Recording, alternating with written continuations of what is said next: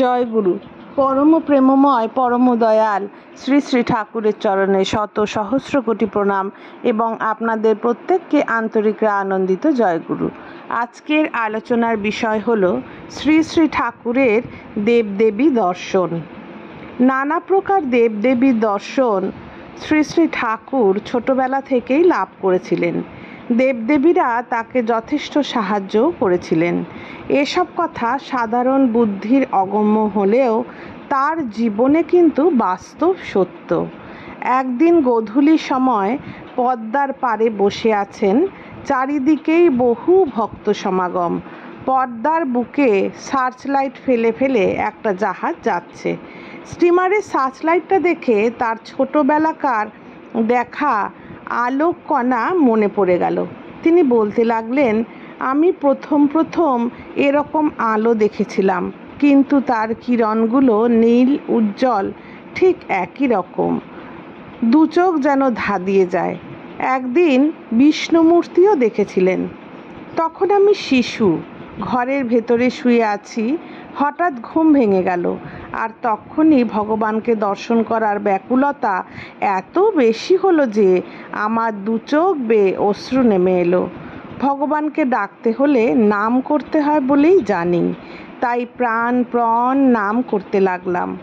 এমন সময় দেখলাম আমি যে ঘরটায় ছিলাম তার বেড়ার ওপর একটি মানুষের সমান বড় ম্যাজিক লণ্ঠনের আলোর মতো আলো এসে পড়েছে এবং তার ভেতরে বিষ্ণুমূর্তি।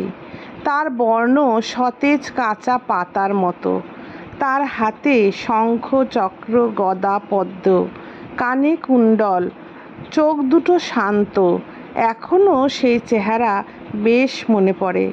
মৃদু মৃদু হাসছিলেন। হঠাৎ এসব দেখে আমি অবাক হয়ে গেলাম। প্রায় 2-3 মিনিটের মতো এইভাবে থেকে আলোটা একটু একটু করে অস্পষ্ট হতে লাগলো, আর মূর্তিটিও অদৃশ্য হয়ে গেল। তখন ভাব হলো, আমি স্বপ্ন দেখছি নাকি। ভালো করে উঠে বসে চারপাশে দেখলাম, কিন্তু স্বপ্ন দেখার মতো তো মনে হলো না। তখন মনে মনে তাকে বললাম, সত্যিই যদি এসেছো তাহলে আমাকে একটা হাত দেখাও। তৎক্ষণাৎ একটা হাত আমার দিকে প্রসারিত হলো। তখনও সন্দেহ, সত্যি দেখছি নাকি স্বপ্ন। তখন আরও একবার তাকে বললাম, আমার যে এখনো মনে বিশ্বাস হয়নি, তুমি আরও একটিবার এসো। তখন তিনি আবার আমার দিকে একটা হাত ওপরে তুলে নাড়াতে লাগলেন। এরপর আলোটা মিলিয়ে গেল। তখন ভাবলাম হয়তোবা সূর্যের আলো ঘরের ভেতরে এসে পড়েছে, তাই আলোই দেখছি। এই ভেবে দরজা খুলে বাইরে বেরিয়ে এসে দেখি যে বাইরেও ঘোর অন্ধকার, আলোর চিহ্ন মাত্র কোথাও নেই। কিন্তু কালী মূর্তি আর কৃষ্ণমূর্তি বহুবার দেখেছি। খুব কষ্টবোধ হলে আমি যখনই মা মা বলে ডাকতাম, তখনই মা কালী এসে উপস্থিত হতেন। আমার সঙ্গে যে কত গল্প করতেন তিনি, মাথায় হাত বুলিয়ে দিতেন। তখন যেন শান্তি পেতাম। ছেলেবেলায় একদিন আমাদের কাজের লোকটার সঙ্গে নারকেলের একটা বোঝা মাথায় তুলে আনছিলাম। তখন আমার অবস্থা ভালো ছিল না, বোঝাও বইতে পারছিলাম না। তাই আমি মা মা বলে মনে মনে ডাকতে থাকলাম। তার সঙ্গে সঙ্গে আমার বোধ হলো যে আমার শরীরের ভেতর থেকে যেন কেউ একজন বোঝাটা মাথায় তুলে নিল। আমার কষ্ট কমে গেল।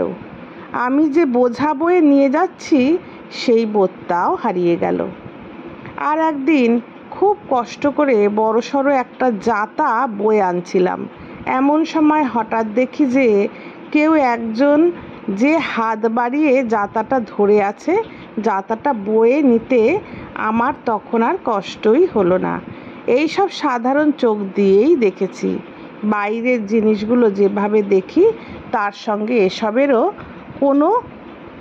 সঙ্গে এসবও ওভাবেই দেখেছি। তার জীবনের এই অদ্ভুত অলৌকিক ঘটনাগুলো আমাদের বিস্ময় সাগরে ডুবিয়ে দেয়। ক্রমাগত আরও কত কী যে ঘটতে শুরু করলো। একবার শৈশবে একদিন শুয়ে আছেন, দেখেন অত্যুজ্জ্বল আলোয় চতুর্দিক উদ্ভাসিত হয়ে উঠেছে। ধীরে ধীরে কেউ একজন এসে তার সামনে দাঁড়ালো।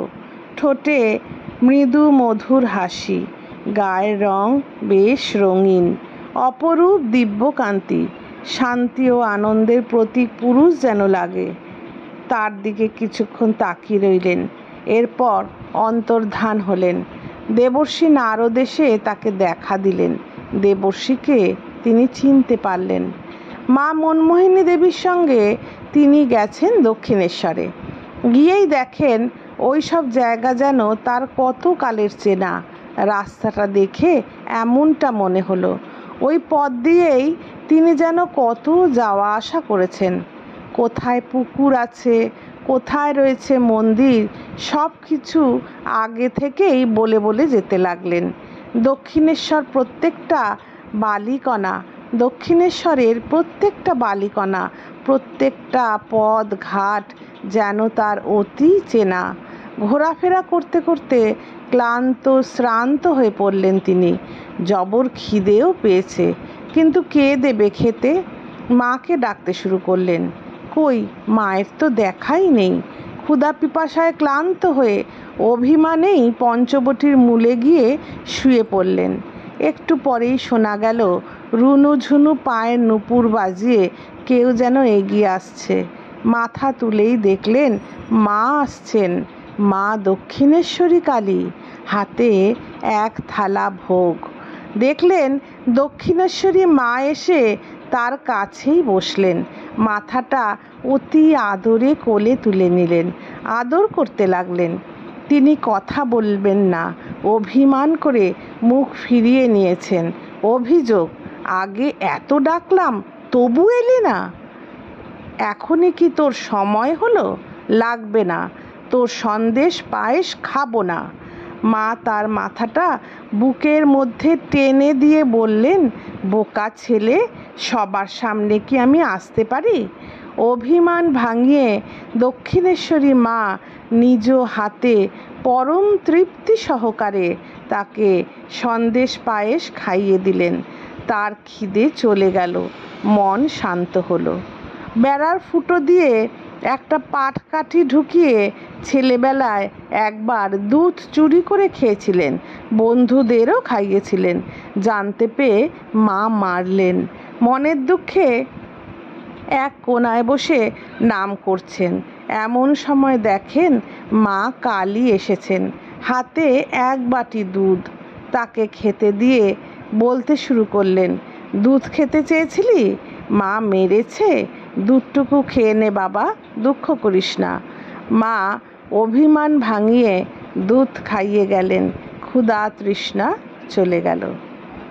আজ এত পর্যন্তই থাক। জয় গুরু। বন্দে পুরুষোত্তমম।